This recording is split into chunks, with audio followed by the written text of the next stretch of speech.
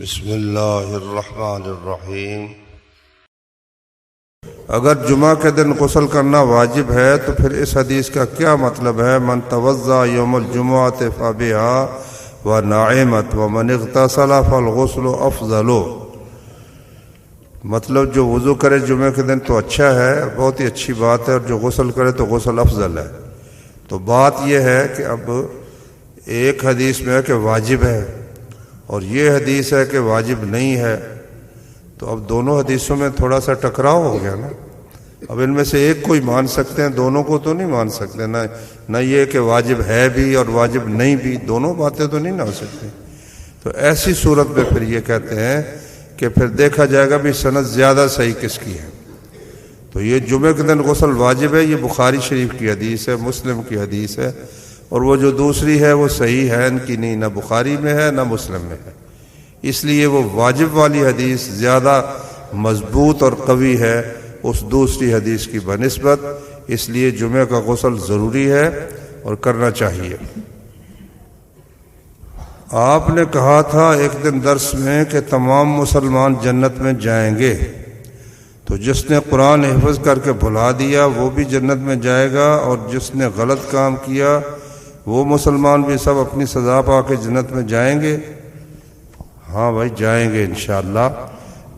کبھی ایسا نہیں ہو سکتا کہ اللہ کے نام کا کلمہ پڑھنے والا، نبی صلی اللہ علیہ وسلم کو رسول ماننے والا، اخلاص کے ساتھ، یہ شرط ہے اخلاص کے ساتھ جو کلمہ پڑھے اللہ کے ساتھ کسی کو شریک نہ ٹھہرائے، یہ نہیں کہ غیر اللہ کو بھی پوجتا رہے، قبروں کو بھی پوجتا رہے اور غیر اللہ سے فریاد بھی کرتا رہے، تو یہ بھی جنت میں جائے گا؟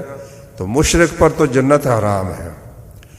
جو خالص دل کے ساتھ کلمہ پڑھے وہ شرک کبھی نہیں کرے گا، تو اس کے گناہ اگر اللہ چاہے گا، حافظ قرآن بھی ہے تو وہ گناہ ایک طرف ہے، غلطی ہے اس کی، اور ایک طرف نیکی بھی تو ہے نا کہ اس نے قرآن یاد کیا ہے، محنت کی ہے، کچھ نہ کوئی تھوڑا بہت یاد ہے بھی، ناظرہ تو پڑھ سکتا ہے نا، جاہلوں سے تو اچھا ہے نا۔ تو آپ نے ضرور اس کو جہنم میں پھینکنا ہے۔ اس وجہ سے کئی لوگ قرآن یاد نہیں کرتے، بھول گئے تو پھر تو ہم جہنمی ہو جائیں گے۔ یاد رکھیں کوئی حدیث اس بات کی کہ قرآن جو بھول جائے اس وجہ سے وہ جہنمی ہوگا، کوئی حدیث ایسی صحیح رسول اللہ صلی اللہ علیہ وسلم سے نہیں ہے، اس لیے خواہ مخواہ جہنمی لوگوں کو مت بناؤ۔ البتہ جو گناہ ہے وہ ضروری نہیں کہ اللہ ضروری سزا دے، چاہے تو معاف کر دے، چاہے تو سزا دینے کے بعد آخر کار جو مسلمان کلمہ پڑھتا ہے اور کلمے کے تقاضے کو اور معنی کو سمجھتا ہے، توحید پر قائم ہے، وہ آخر جنت میں ضرور جائیں گے۔ کیا تہجد کی نماز وتر ہے اور وتر کتنے ہوتے ہیں؟ بھائی نبی صلی اللہ علیہ وسلم نے فرمایا کہ رات کی نماز 2 رکعتیں ہے۔ جب تم میں سے کوئی شخص صبح سے ڈرے کہ وہ صبح ہو جائے گی تو وہ 1 رکعت پڑھ لے، اس 1 رکعت کے ساتھ ساری رکعتیں اس کی وتر بن جائیں گی۔ ساری رکعت پہلے جوڑا تھی نا، 2 تھی، پھر جب 1 رکعت پڑھی تو پچھلی ساری کی ساری، وہ اگر 2 پڑھی تھی تو 3 ہو گئی، 4 پڑھی تھی تو 5 ہو گئی، 6 پڑھی تھی تو 7 ہو گئی، 8 پڑھی تھی تو 9 ہو گئی، 10 پڑھی تھی تو 11 ہو گئی، 12 پڑھی تھی تو 13 ہو گئی۔ یہ سب کی سب نماز کیا بن گئی؟ وتر بن۔ نماز ہو رہی ہو تو امام والی صف میں نماز پڑھنی جائز ہے یا نہیں؟ نہیں بھائی، مقتدی کا کام ہے پچھلی صف میں ہو، تو اس لیے مقتدیوں کو پچھلی صفوں میں ہونا چاہیے۔ نبی صلی اللہ علیہ وسلم نماز پڑھا رہے تھے، پہلے ایک آیا وہ کہ دائیں طرف کھڑا ہو گیا، پھر ایک آیا وہ بائیں طرف کھڑا ہو گیا، تو نبی صلی اللہ علیہ وسلم نے دونوں کو پیچھے کر دیا۔ ایک جب تک تھا اس کو دائیں طرف رکھا، جب دوسرا آیا تو اس کو پیچھے کر دیا۔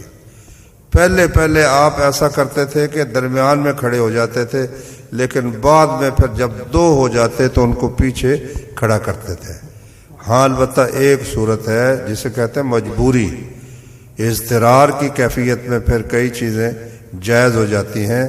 اب کسی صف میں جگہ ہی نہیں ہے، بارش بہت زبردست ہو رہی ہے، صفیں پر ہو گئی ہیں اور امام والی صف خالی ہے، تو دونوں جانب آدمی پہلے دائیں طرف کھڑے ہوں پھر بائیں طرف بھی کھڑے ہو جائیں تو انشاءاللہ اس کی گنجائش ہے۔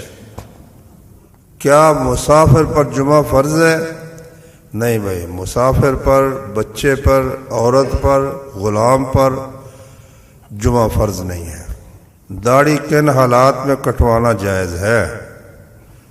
داڑھی بھائی جائز، داڑھی کٹوانا تو جائز نہیں ہے نا، داڑھی تو رکھنی فرض ہے، حکم ہے نبی کریم صلی اللہ علیہ وسلم کا۔ تو اس حالت میں جائز ہے جب موت کا خوف ہو، خطرہ ہو کہ بھئی پہچانا جاؤں گا تو مجھے پکڑ کر قتل کر دیں گے، تو اس طرح جان کا جب خوف ہو تو پھر اس کی گنجائش نکلتی ہے۔ سبحانک اللہم و بحمدک اشہد ان لا الہ الا انت استغفرک و اتوب الیک۔